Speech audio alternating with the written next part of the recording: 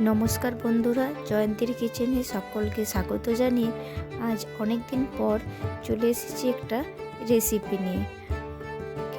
অনেক দিন হলো আমার আর রেসিপি করতে সময় হয়নি, ওই জন্য আমি আপনাদের সামনে ভিডিও ছাড়তেও পারিনি। তাই আজকে একটু সময় বার করে আমি একটা রেসিপি নিয়ে চলে এসেছি, সেটি হলো চিকেন কষা। আসুন তাহলে শুরু করা যাক।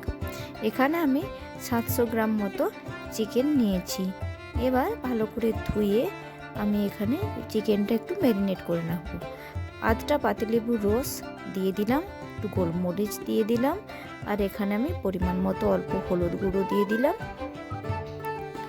আর এখানে আমি অল্প লবণ দিয়ে দিলাম। এবার ভালো করে আমি এটা মেখে রেখে দেবো।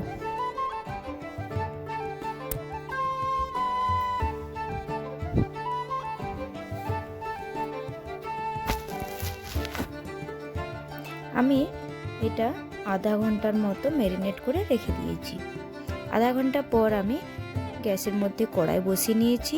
কড়াইয়ে আমি গোটা গরম মশলা নিয়ে নিলাম, আর এখানে শুকনো লঙ্কা, গোটা জিরে ফোড়ন আমি দিয়ে দিচ্ছি তেল গরম হয়ে যাওয়ার পর।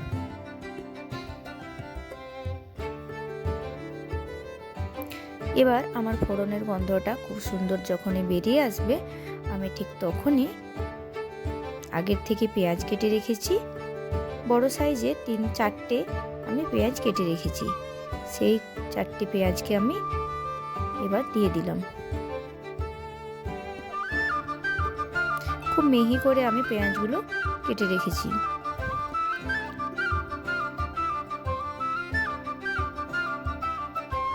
এবার ভালো করে আমি পেঁয়াজগুলো তেলের মধ্যে দিয়ে ভেজে নিচ্ছি।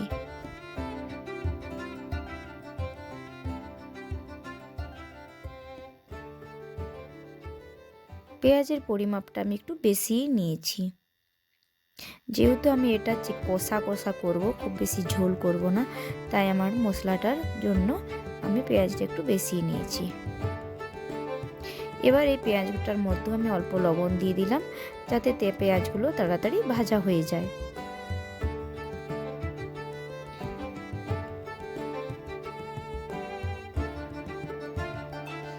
পেঁয়াজগুলো ভাজা হয়ে এসেছে, এই পর্যায়ে আমি আগের থেকে ম্যারিনেট করা চিকেনটা দিয়ে দিচ্ছি ওর মধ্যে।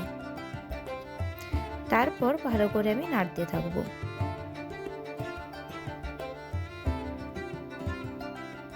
চিকেন রান্না কম বেশি সবাই আশা করি জানেন, কিন্তু এইভাবে চিকেন রান্না যদি আপনারা বাড়িতে না করে থাকেন তাহলে আপনারা একবার বানিয়ে দেখতে পারেন। এবার আদা রসুনের পেস্টটাও আমি এর মধ্যে দিয়ে দিলাম।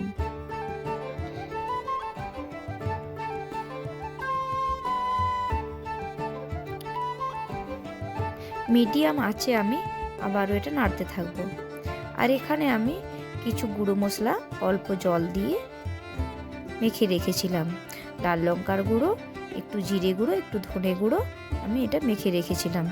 এবার ওর মধ্যে আমি ওটা দিয়ে দিলাম। ওই মশলাটা দিয়েও আমি আবারও ভালো করে কষাতে থাকবো।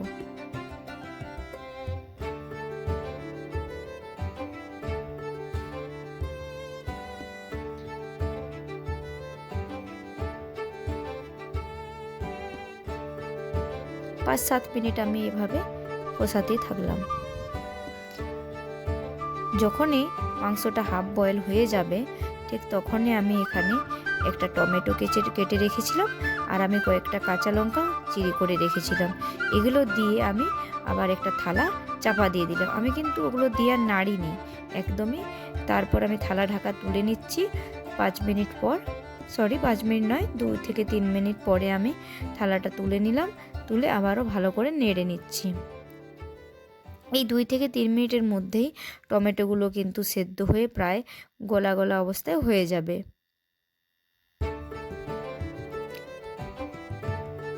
আবারও ভালো করে কষাতে থাকবো। লো টু মিডিয়াম আঁচে আমি মাংসটা কষিয়ে নেব। প্রায় আমার মাংসটা সেদ্ধ হয়েই গেছে।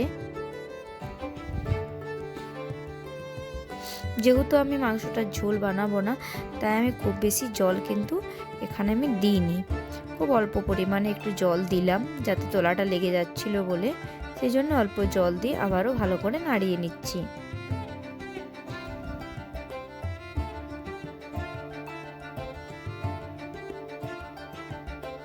দেখে আপনারা আশা করি বুঝতে পারছেন মাংসটা প্রায় সেদ্ধ হয়ে গেছে এবং মাংসটার কালারটা কত সুন্দর এসেছে এবং স্ট্রাকচারটাও ভালো এসেছে। এবার লাস্ট পর্যায়ে আমি ধনেপাতা ছড়িয়ে নিচ্ছি। ধনেপাতা ছড়িয়ে আবার একটু নেড়ে চেড়ে নিচ্ছি। ব্যাস আমার প্রায় তৈরি হয়ে এসেছে চিকেন কষা।